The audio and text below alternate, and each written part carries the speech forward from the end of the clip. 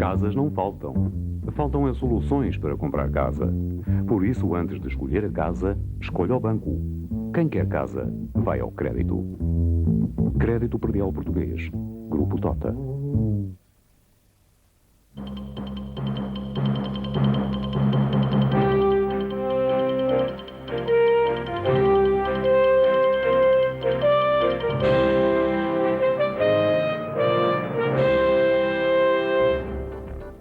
Boa noite. Barragens espanholas vão começar a descarregar. O Ministério da Administração Interna lança alerta máximo no Val do Tejo.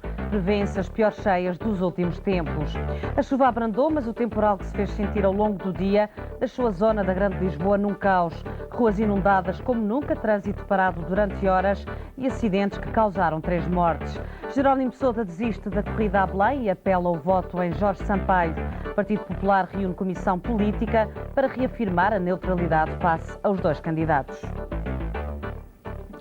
Espanha abriu as barragens do Tejo. As barragens de Cedilho e Alcântara estão a descarregar. O Serviço Nacional de Proteção Civil e o Ministério da Administração Interna decretaram já o alerta máximo em toda a região do Val do Tejo. Em situações normais, o caudal do Tejo não ultrapassa os 2.200 metros cúbicos de água por segundo, mas esta madrugada o caudal deverá chegar aos 7.500 metros cúbicos de água por segundo. Por isso, a situação é qualificada de muito grave. A Marinha Portuguesa já está em campo, alterou a sua Operação Tejo, enviando várias embarcações para Santarém. A Proteção Civil está a pedir às populações da região para tomarem todas as medidas para a salvaguarda de pessoas e bens.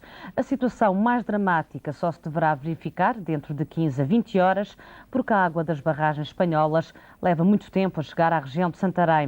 Mas as cheias deverão começar já a partir das 5 da manhã, porque as barragens e afluentes situados em território nacional estão já a transbordar.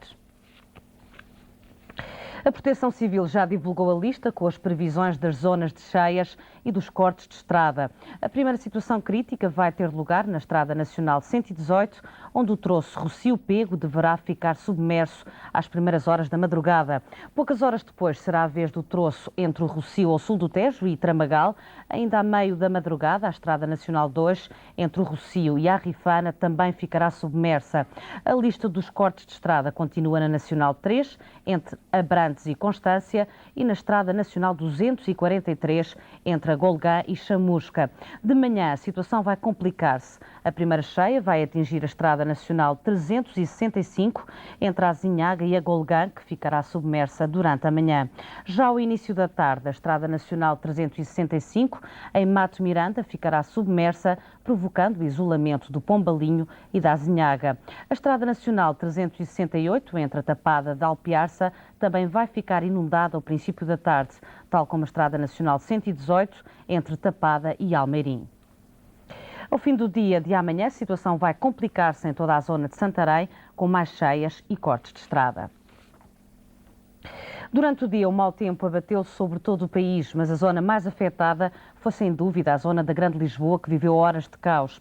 O trânsito tornou-se impraticável em várias zonas da capital e cidades como Amadora e Loures ficaram isoladas com os acessos inundados. O dilúvio provocou 3 mortes, um soterrado, outro devido à queda de um poste e o último devido ao desmoronamento de um muro na Estrada da Luz. A imagem mais dramática de um dia de caos. Um muro da Estrada da Luz não resistiu à chuva e ruiu no preciso momento em que um automobilista tentava empurrar um carro avariado. Foi o terceiro caso mortal provocado pelo dilúvio que se abateu sobre o país, sobretudo na região de Lisboa, onde o trânsito esteve perfeitamente infernal. Para quem andava a pé, para os carros, para os autocarros, para os elétricos. O barco foi a única solução para evacuar algumas pessoas completamente isoladas pela água. À volta de Lisboa foi tudo igual para pior. Odivelas viu um riacho transformar-se num rio. No bairro das Patameiras, os moradores não puderam entrar nem sair de casa. Na Amadora, este túnel de acesso à estação de comboios ficou assim. E na da Maia, a estrada ficou entregue aos caminhões. O mau tempo levou também ao encerramento de todas as barras do país. Na rede de Aveiro, as ondas chegaram aos 2 metros de altura e provocaram o naufrágio de mais de uma dezena de embarcações na última madrugada. Os pescadores dizem que não se lembram de ver ondulação tão forte como a que se registra desde ontem. Vagas nunca vistas na Ria de Aveiro não deixaram uma embarcação ao de cima na torreira. Mais de uma dezena de embarcações naufragaram hoje pela madrugada, deixando ainda numa situação mais crítica os pescadores da região. À volta da meia-noite, talvez, se levantou-se aqui um temporal aqui do sueste, sul-sueste. Foi aqui uma dramática, como se eu vejo, está ali uma embarcação no fundo ainda. Ali, está ali aquela no fundo, aquela de lá também foi, por dentro. Esta aqui foi ao fundo, esta que está aqui saiu ao fundo, perdi tudo, perdi os apetrechos todos. Não tem nada dentro, foi tudo embora. Preciso ir salvar, não sei, não faço uma ideia, mas parece 50 pontos de prejuízo que isto tem.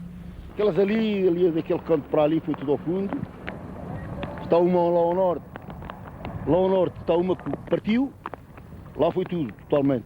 Toda a madrugada que andei a cartar os paneiros e queria socorrer as embarcações, mas o Vindaval também tem aqui, caí 3 vezes aqui na água. Estão 2 debaixo d'água que ainda não apareceram. O Porto de Abrigo sempre foi a grande ambição destes pescadores. Já lhes foi prometido diversas vezes a sua construção, mas apontam o dedo aos sucessivos governos por nada terem feito. A nossa opinião foi que nos prometeram ainda com o interior governo, que ainda anda aí pelas ruas, que não tem vergonha do que anda a fazer, que eu não tenho medo de dizer, eu digo-lhe a ele, que não tem vergonha, que havia de vir aqui ver isto aqui, com o interior governo, que nos prometeram o Porto Abrigo, até hoje nunca mais nos fizeram Porto Abrigo. E eu gostaria de agradecer ao Sr. Zé Neno, que é o Sr. Presidente aqui da Junta da Freguesia da Torreira, como ele prometeu em fazer o cais de abrigo para as embarcações, é o que os senhores têm aqui na vista, uma bateria que praticamente nova e está toda a partida aqui de ré e sei lá o prejuízo. Esta, aquela ficou sem a bica da proa, aquela tem as cavernas todas partidas, todas estas embarcações estavam no fundo hoje de manhã. Enquanto ainda choram os colegas que continuam desaparecidos nas entranhas da ria, os pescadores da região, sem recursos próprios, vivem momentos de aflição, sem alternativas de emprego e com um futuro pouco risonho. François Mitterrand não resistiu mais à doença e morreu hoje aos 79 anos. Um tema para a segunda parte deste jornal. Até já.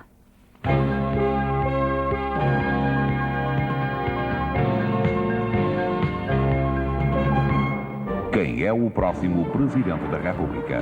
Cavaco Silva ou Jorge Sampaio? Dia 14, a partir das 18h30, a SIC realiza uma emissão especial para responder a esta e a todas as questões sobre as eleições presidenciais. A SIC nos lugares da notícia com os protagonistas mais destacados destas eleições. Presidenciais 96, na sua estação preferida. Dia 14, a partir das 18h30, Presidenciais 96. Acompanhe na SIC a Taça de Portugal. Sporting Boa Vista. Sempre que jogam em Alvalade, os achadrezados criam grandes dificuldades aos leões. E já só pensam na vitória. Mas os pupilos de Queiroz tudo farão para vencer o encontro, dando assim um importante passo na reconquista da taça. Um grande clássico do futebol português que você não pode perder.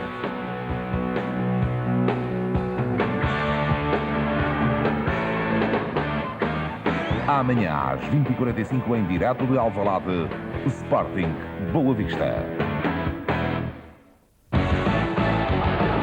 Futebol na SIC tem um apoio de Opel.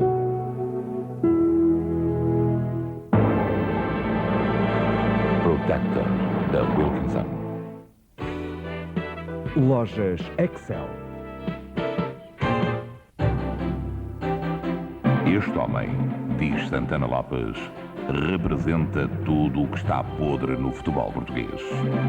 E o que representará Santana Lopes aos olhos de Pinto da Costa? É isso que nós lhe vamos perguntar. E ele vai responder. Jorge Nuno Pinto da Costa. 45 minutos de jogo. Amanhã à noite, no Crossfire. Chivas Regal apresenta Crossfire. O que acontece quando a polícia encontra o cadáver de alguém? Identifica-o e procura a família para que lhe dê um enterro digno. Seria esta a situação ideal, mas no próximo programa vamos mostrar como muitas vezes tudo falha por negligência ou incompetência de várias entidades. É por isso que neste momento deve haver muita gente que procura algum familiar desaparecido, quando no final de contas ele pode já estar numa campa qualquer. identificada com um número apenas. Não perca, quarta-feira à noite, Casos de Polícia.